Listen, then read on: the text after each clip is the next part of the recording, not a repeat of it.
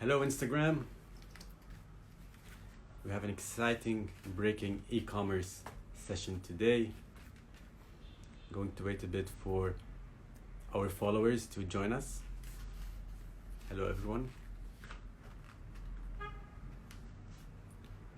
Hello Abid. Hello Ilya. Hello Yasmin.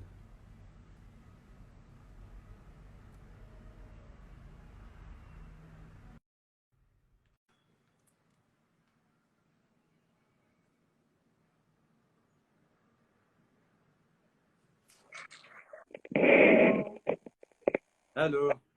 How are you? Hi Grace, how are you? I'm good. Can you hear me well?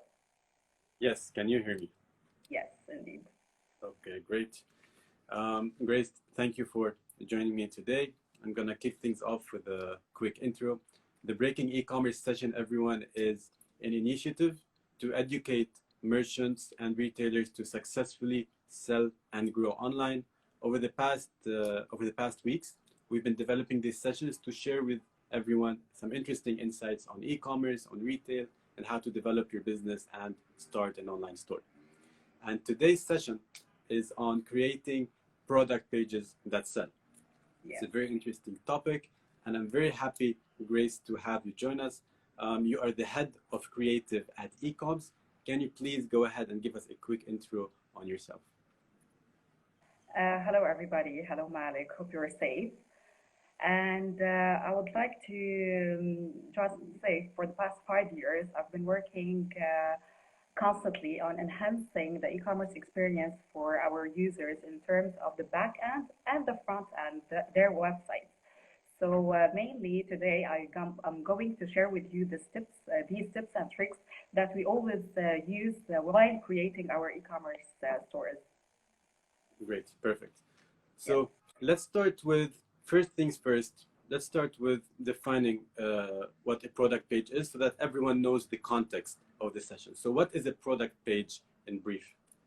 Okay, so picking your products and actually adding them to your system and displaying them into your website.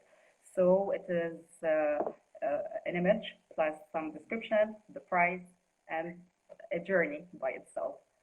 So Nice. I would like to ask you one question before kicking off this session. Do you mind? No, go ahead, fire up. Okay. Tell me more about your shopping experience when going to a physical store. Do you actually look for something? Do you ask a few questions or what?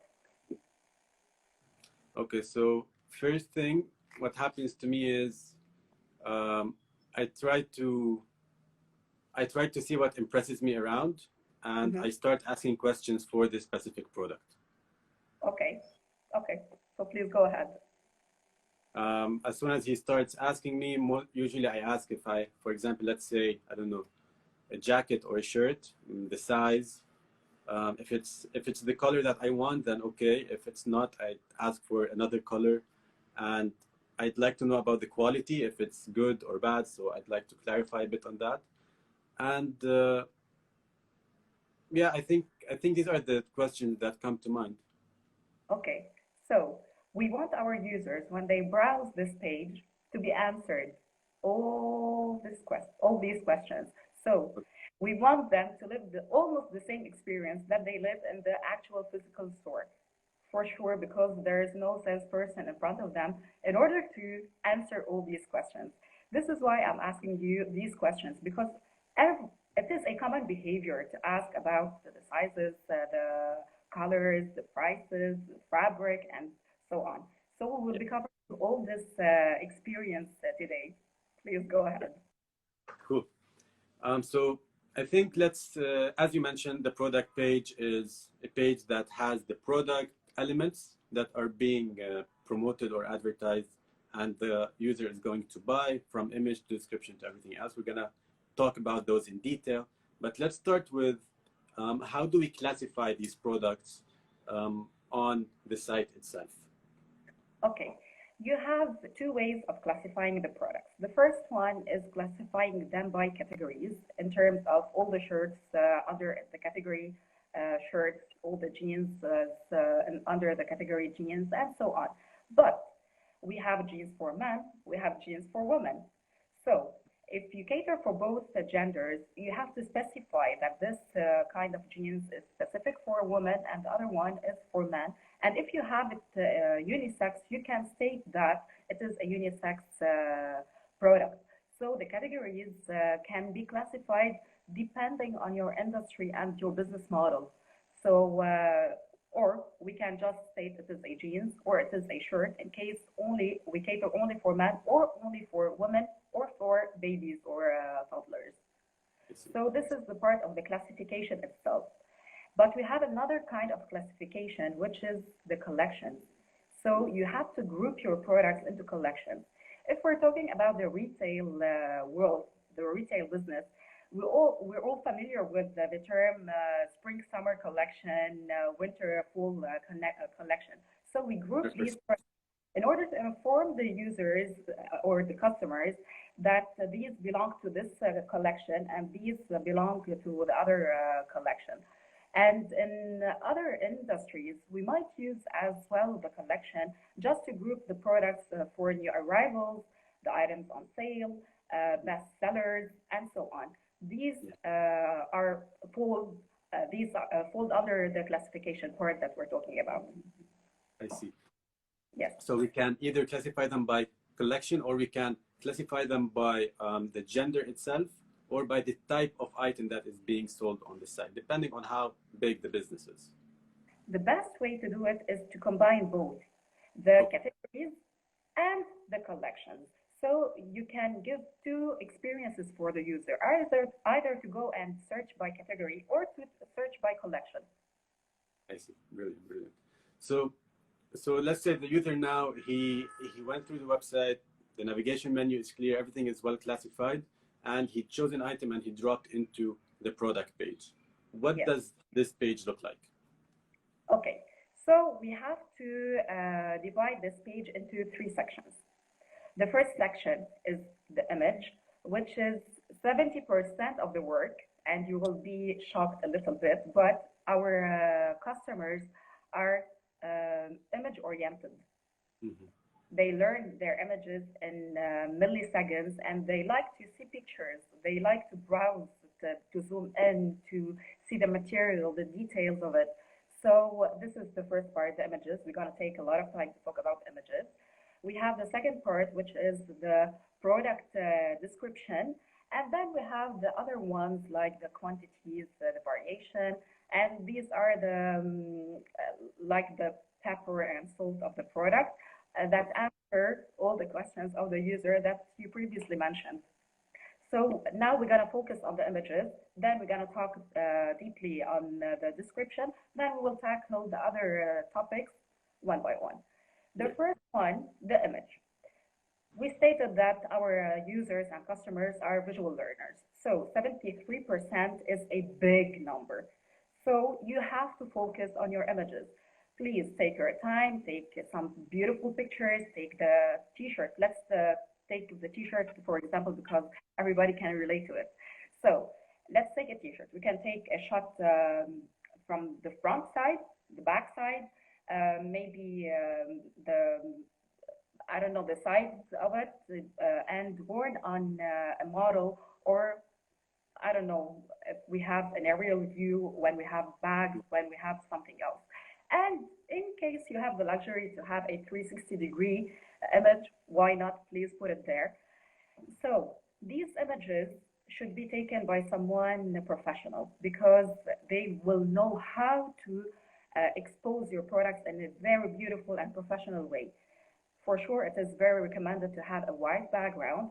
We know that certain people and merchants would like to merge their identity while taking these pictures. It works for the lookbooks, but it doesn't work 100% for the e-commerce side of it. So we would like you to stick to this rule because it works. We want to see the product. We don't want to get disturbed and distracted by the other elements. So at least the first picture, the cover picture of your product, let it be on a white background. You can put the second image as with the theme that you built or whatever you are trying to do with your photo session, and that goes along with the lookbook and so on.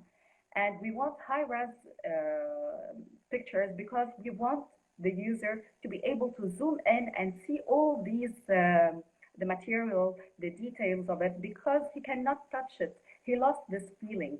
We have to provide him with this kind of information so we convey him more to buy this product. And the more you give him as images, as options, the more he will enjoy this journey and he will feel more relaxed, comfortable to purchase this product. So the first part is there. And for sure, you have to allocate this job to a professional sorry person, because there are certain professional photographers dedicated for retail and some others are dedicated for jewelry, because when you're dealing with jewelry you have certain lighting, you have certain angles, because you don't want to lose the shine effect of the product, the stone. Okay. And Yeah. maybe I covered everything regarding the images. For sure, you have to take into Yeah. consideration to take the same shot from the same angle, from the same display, fix it, fix the product, fix your camera, and do it over and over again with different products. I see. Now let's jump to the product, to the description. So what Yes. should the description cover? Yes. When we're talking about description, it means that we want to see a very small storytelling about this product, especially when it is something unique in terms of look and feel, of creation. Please put a very small storytelling. You can put the material, the size, the dimensions, the stones, the fabric, the manufacturer, the origin of the piece. You can put all these details, because these are the questions that you asked previously in a physical store. It means I will be asking these questions when I am browsing for an item on my online store. So I need to fulfill all these needs and answer all these questions. I see. I Yes. have a question about the title of the product. What is the best way to feature the title? Should I add the brand? Should I have the size in the title? Or should it only be very straightforward? Actually, there are two ways of doing it. The first way is to include all these information if they are unique. In terms of if I have this T-shirt in a unique size, yes, why not to put the brand, the title of this T-shirt?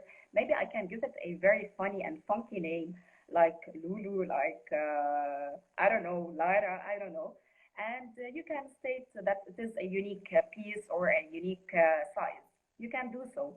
Okay, but if you have it in different sizes, different colors, different shapes, different patterns, no, just please add something that is SEO friendly, because people uh, do not search for Lulu. They do not, uh, they won't think of adding and typing Lulu search.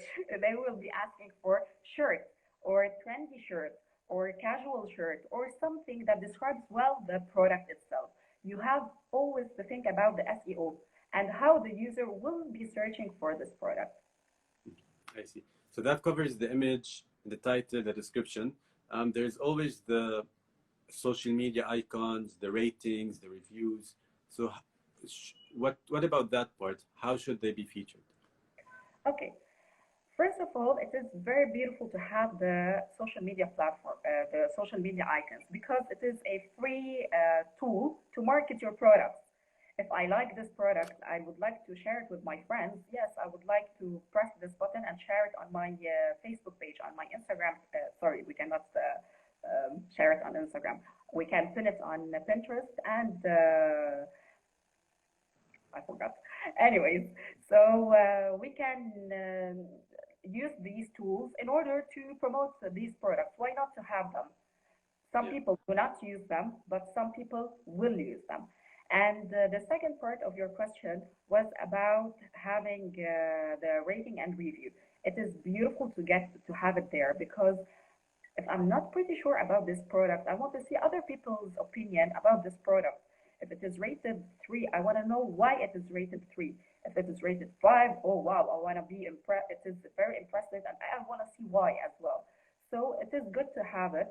If you don't want to enable it when you first launch your website, it is okay. You can enable it at a later stage. I see. I see. When it comes to, I have a question.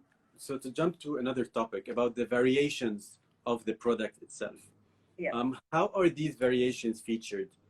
Is each item a variation by itself, or should I access the variation through the product page or through the home page, or how does it work technically? Okay. Actually, we have two ways of doing that. The first way, if I have this t-shirt in black and in white, I can actually display it as two products. The first product, I say it is a t-shirt, a white t-shirt, and the other one, it is a black t-shirt.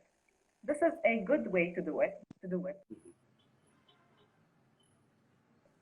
I prefer the other way, which is to include one product and state the variation, because as you said, while searching for a certain product in your physical store, when you grab this product, you ask, does it come in other sizes, other colors? So I want to fulfill these questions without even going and browsing again. Can I find it in another color? And on the second hand, when having it in under one product, it will help your SEO to boost this product more, because you won't be splitting your traffic into two products, because the white t-shirt and the black t-shirt have the same specs in terms of material, in terms of Color, size. so on. Yes, and the size chart as well. You can add as many things as you want in the product description. I see. Makes sense. Makes sense. So these are variations. Other than this, sometimes on e-commerce sites we find them featuring the price on the product in the home page and in the product page, obviously. But some people don't. The home page only has the picture of the product with the name. I bet also there are other ways to do this. So how should we feature our prices in the product page and across the e-commerce site? I think it is just a business decision. You can never go wrong either with this or with that, because some brands want their homepage to display the look and feel, the products, and kind of a teaser for the users. And some others are just e-commerce oriented. They want to sell, sell, sell, and go aggressive. So they show the product, they show the price, and they will allow them to add it to the cart directly from the homepage, which is good. It's not bad. And the other one is not bad. But we have to state our prices loud and clear. We don't want them to ask us once again to go to the chat bot or direct messages or WhatsApp messages, send us what are the prices, how much is it, or something. And when we have discounts, it is very beautiful and it is very nice to have this transparency. The original price was that X amount, and now it is Y. You are benefiting from a certain amount of money. Yeah, yeah. So to mention the main price, the original price, the discounted amount, the percentage, and what we are paying for at the end. I think it's very important. And when we talk about the quantity as well, the inventory, yes, we have to also display it and display the availability and display the urgency of the product. We have to urge them to buy this product. Only one item left, 2 items left. And when it is out of stock, we should display that it is out of stock, it is sold out. Okay. I think it's, and do we keep those pages? Do we remove them? Actually, we keep these products for a short period of time to state that we have them in our inventory. We have them. So after 2 weeks and 3 weeks, we don't want to jeopardize the experience. We have to remove them from the website. Okay, I see. Speaking of inventory management is a world by itself. It comes with a lot of science, a lot of tools to manage it properly. But let's try to simplify it as much as possible. So what are the main elements for inventory management? Actually, we can split the inventory into 2 sides. The first one is the stockable part, which is I want to track my inventory. I want, if I have 10 pieces, to deduct from them So when somebody purchases an item, it will go to 9, 8, and so on, and it will be sold out eventually. And the other one is no. Even when it is out of my stock, I want my customers to continue purchasing this product by displaying the pre-order. So I will be stating this. It is a pre-order thing. You will ask for it, and we'll deliver it maybe in a few days because we will have to restock it. This is the first one, the stockable part. And we have the other one, the invoiceable part, because here we are always producing these things. I don't want to track my products. I am the manufacturer. I am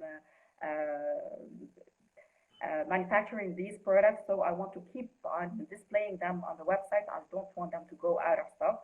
So we have it. But you have to always sell something that you have. You cannot allow a bad experience when I really love this t-shirt and I want to buy it, but somebody calls me from the customer service center and oops, we don't have it anymore. Sorry, that was wrong displayed on the website. We couldn't have the chance to update our inventory. This has to be one of your top priority as well, because you don't want to sell something that doesn't exist. Okay, so what are basically the requirements to be able to manage your inventory properly? So I guess you need a proper system. Is there specific labeling that he used to do? Should he merge his offline and online inventory? Many questions come to mind, but I guess these are essential. So what are the best practices around those? What should we know? Actually, the best practice, from my perspective, is to allocate this inventory to your website. You have to treat your online website as if it is a physical store. In your physical store, you allocate this inventory to this store. So you have to treat it that way. So yes, if you have 100 pieces of this t-shirt, allocate 20 for the website. If you think that it's not your best seller on your website, if it is your best seller, maybe you should allocate 60 pieces to the website and leave the rest for the physical store. So this is the best practice. In case you don't have this luxury of splitting your inventory and you want to display the live inventory, so you have to update your products on daily basis if you don't have the luxury to integrate with your system. And the best practice is actually to integrate your online system with your offline system. So whatever is purchased online will be deducted from the offline. Whatever is purchased offline will be deducted from the online, and your inventory will be up to date at all times. I see. If you're shipping, I mean, inventory management is a world by itself, so a lot of details can come into that. But the Yes. next point I have on my list here is shipping for product pages. So how should we feature the shipping on the product? Should we put an estimated time of arrival? Should we have them select multiple options? Or should we leave it broad and follow up with them later? What is the best way to do this on the product page? Actually, from my perspective, if you have certain rules and regulations for this product, please state them on this page. I don't want to add it to my cart and discover later on that I cannot purchase it. If it is only available for certain countries, please mention it's not available for your country. Okay? But for the ETAs and when it will be arriving, I think that we can leave it to a later stage. Let's focus on the product itself and let's worry about the shipping at a later stage. If we're talking about a simple online store, but if we're talking about marketplaces and you have multiple resellers, yes, you have to state the ETAs because, okay, I found out that this product is cheaper with this seller, but it will take him maybe 4 months to deliver it to my country. On the other hand, the other seller has the same product, maybe a little bit more expensive, but he will be able to deliver it in 10 days. Yes, I will ask for the ETA in this case. I see. I see. Shipping has been a topic we've been receiving a lot of questions on lately, especially with the current situation, and it's important for us to always cover these topics. Another point that is really important is the SEO that comes with the product page, because there's images, there's the title. So what are what's the best way to put together the format of the page from an SEO perspective? So should there be more than one image? I don't know, maybe an alt text, heading one only. So what can you tell me about it? Actually, your product is rich once you add the title that is SEO friendly, as I said before, that it should include keywords that the user actually will be searching for. Like I gave an example earlier that if I call my t-shirt Lulu, nobody will think about putting Lulu and press on search. But if I put trendy t-shirt, label t-shirt, I don't know, some keywords, it will be beneficial for your SEO. And we have other strategies like adding tags, because these tags will be used as meta keywords. These meta keywords will enhance and boost your SEO for this particular product. And as well, we have the specs. When you have a space to add your specs, it is as well SEO friendly. So you have to take into consideration the link, the title, the keywords, and some systems offer this option to add a brief description. This brief description is taken and implemented in the SEO as a meta description for this product. So take advantage of this and boost it as well. I see. I see. Are there any additional tips that you'd like to mention that we still haven't covered so far regarding the product page? Yes, actually. Whenever you create a product and you add all these tips and tricks and all the rules, let's say, that we mentioned, you have to optimize it. Usually not on daily basis, on monthly basis, and even when you detect a certain user behavior, when you detect like glitches, certain questions are being repeated over the chatbot and direct messages on WhatsApp. So you need to know, it is like a bell to you, and know there is something wrong. This question has to be answered. Please fulfill it there. Like if I have, I'm selling food supplies, okay? Uh, there is certain way to preserve them when they are open, how to use them, how certain recipes. So can I use it in my Japanese cuisine, in my French cuisine? Yes, you can do it. Please check this link.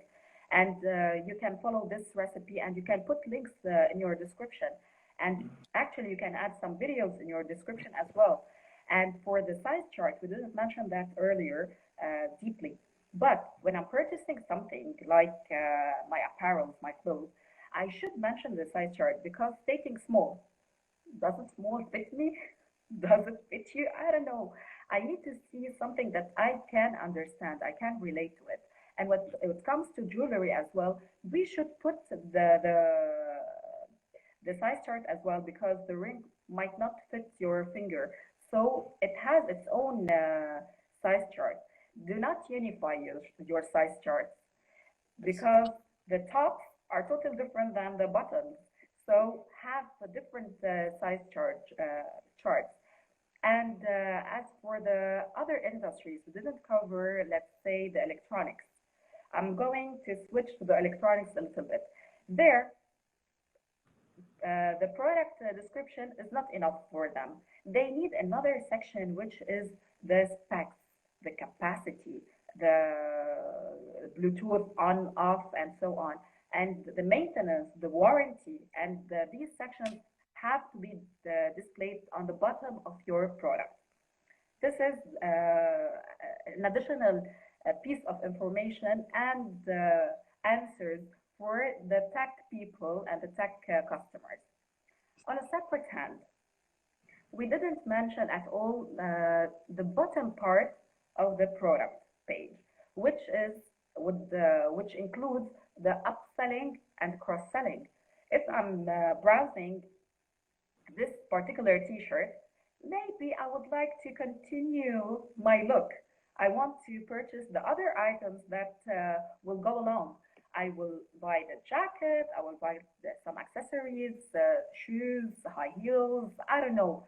you have to suggest me few things.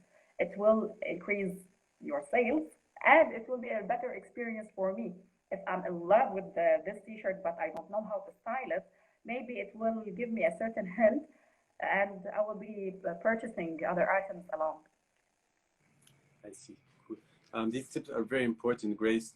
Unfortunately, this is all the time we have. We have scheduled this session for 30 minutes. Um, I'm gonna go through just the Q&A a bit fast. If Okay. we received anything, do reviews of the customers help. Do reviews of the customers help in the description. Any feedbacks? We mentioned that reviews are important to cover. How long slash elaborative should the product description be?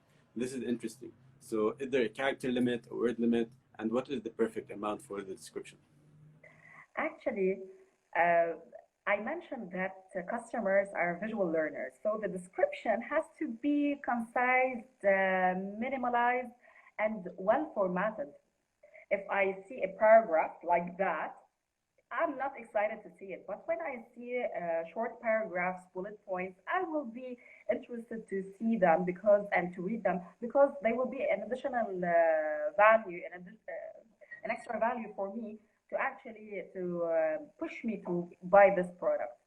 So do not extend it and do not summarize it in a way that it's not very descriptive and unhelpful. I see. Okay, great. The rest of the questions that we've received, we've already answered them throughout the content of the session. Um, so before this session, Grace, I'd like to thank you for your time. Thank you so much, and Thank you. for this amazing input that you have shared with us so far. We've put together a very interesting game over social media yesterday to provide one of our followers with a giveaway to support them in launching an e-commerce store. We asked our followers to find 5 words in one of our Instagram posts. The 5 words are price, variant, image, reviews, and name. All of these words were supposed to be related to the product page for you to be able to find them. And the winner of the free giveaway from Ecoms is Kamal Doumani. Kamal, congratulations, man. I'm Okay. going to be reaching out to you directly after this session to share with you your giveaway and how we can support you further in your e-commerce journey. Other than this, we at Ecoms, we're trying to support business, as I mentioned, as much as possible. That's why we are currently offering 3 months free subscription on our e-commerce platform. You can go to our website and find the promo code over there. It's COVID-19. We are also offering a discount on setting up the store for you within 3 business days. This discount is a 20% discount and it's available until end of month. So make sure to reach out to us so that we can give you more details. Other than that, this session is going to be posted on IGTV, so anyone can always watch it at any time.